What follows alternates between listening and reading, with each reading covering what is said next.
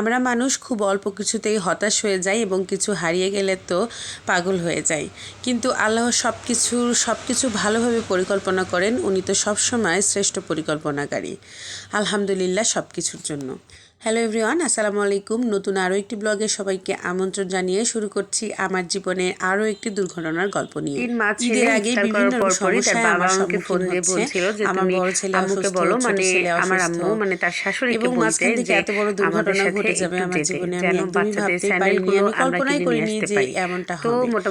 তো আমরা হচ্ছে আগের দিন যে ভিডিওটা তোমরা এখন দেখছো সেটা আমরা ইফতার পর মানে কালকের ভিডিওটা ইফতার পরপরই আমরা চলে গিয়েছি মোটামুটি ইফতার পরপর না 10টা সাড়ে 10টার দিকে রাত আমরা চলে গিয়েছি বাচ্চাদের জন্য স্যান্ডেল কিনতে। স্যান্ডেল কিনতে যাবো তাই মাকে সাথে নিয়েছি, যেহেতু দুইটা বাচ্চা একসঙ্গে সামলানো খুবই কষ্ট। দুইটা বাচ্চাকে নিয়ে মাকে নিয়ে আমার হাজবেন্ড মার্কেটে ছিল, সে গিয়ে পছন্দ করেছে। আমি একটা সময় ছিল যখন অনেকগুলো দোকান ঘুরে একটা জিনিস চয়েস করতাম, এখন আর সেটা হয় না। জাস্ট আমি 2টা থেকে 3টা দোকান খুঁজে একটা কোনো জিনিস কিনে নিয়ে চলে আসি।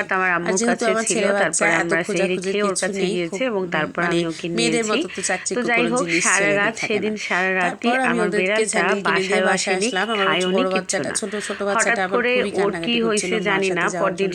তো মা আবার ওকে 12:30টার সময় সাথে নিয়ে চলে গেল। আচ্ছা ঠিক আছে, তুমি আমার সাথে চলো। ও সারা রাত মার কাছে ছিল।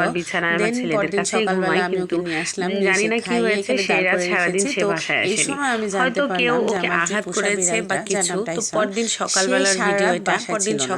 আগের দিন সারা রাত বাসায় ছিল না, আমি সেহরির সময় তাকে অনেক খুঁজেছি, পাইনি।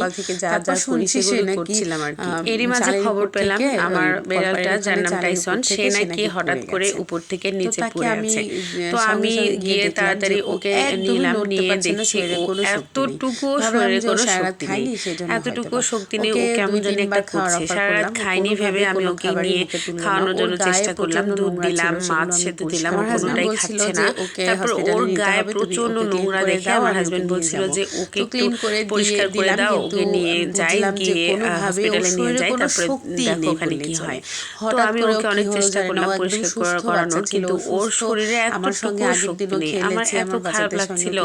পোষা প্রাণী এরকম হলে যে কি হয় সেটা সে প্রাণী ওনারই বুঝে, আর বিড়াল যে কতটা পছন্দের যারা বিড়াল পালে তারাই বুঝে। তো শেষ পর্যন্ত ওকে বাঁচানো গেল না আমার চোখের সামনে। নিষ্ঠুর কি করে হয় একটা পোষা প্রাণী বা একটা প্রাণীকে কিভাবে কথাটা বলতে গেলে আমার গলাটা কেঁপে আসছে। পোষা প্রাণী যখন তারপর আমার দুই স্টুডেন্ট, আমার এক স্টুডেন্ট আর আমার ভাইয়ের ছেলে, দুইজনই আমার ভাইয়ের ছেলে বলা চলে।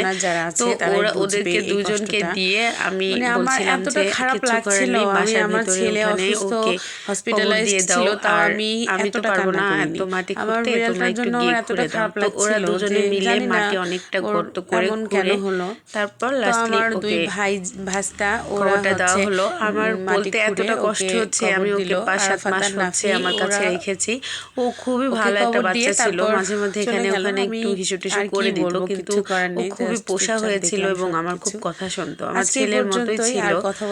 আমি সবাই তো আমাকে এটাই বারবার বলছিল যে আল্লাহ হাফেজ। আর কি বলবো বলো, আমার বিড়ালটাকে আমি খুবই ভালোবাসতাম, সবাই বাসে, কিন্তু আসলে জানি না, আমাকে ও সময়ও দিল না যে আমি চিকিৎসা করব বা ভালো করার চেষ্টা করব।